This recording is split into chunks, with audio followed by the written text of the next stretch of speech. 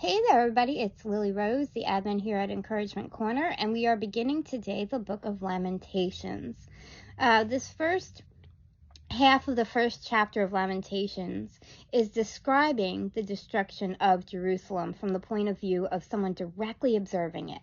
So that would be the prophet Jeremiah, showing in his extensive poetic language what he was seeing and what was being felt and what was occurring during the destruction of Jerusalem.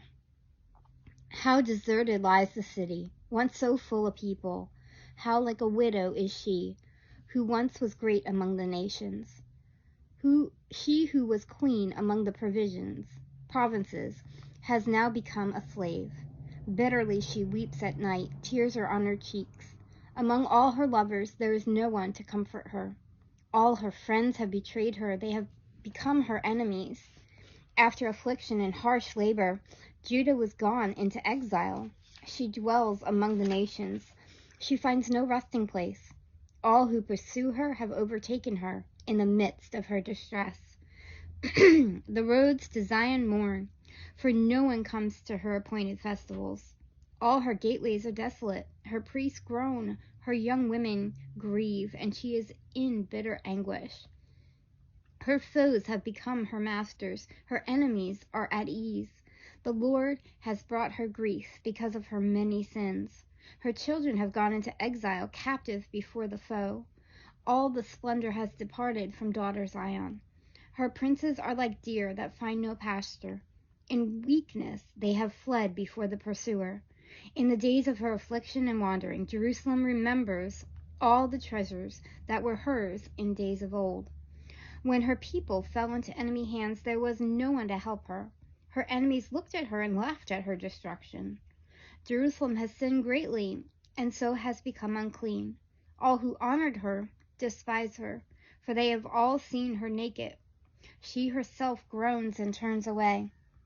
Her filthiness clung to her skirts. She did not consider her future.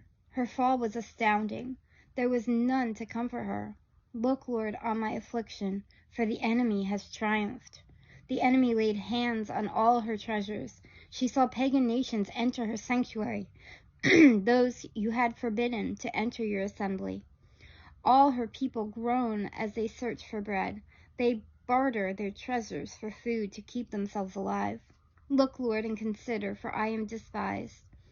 Is it nothing to you, all you who pass by? Look around and see. Is any suffering like my suffering that was inflicted on me, that the Lord brought on me in the day of his fierce anger? From on high he sent fire, he sent it down into my bones. He spread a net for my feet and turned me back.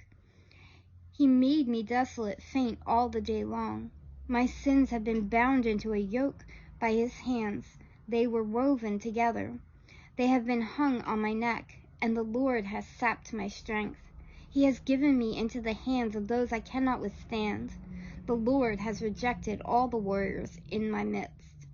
He has summoned an army against me to crush my young men.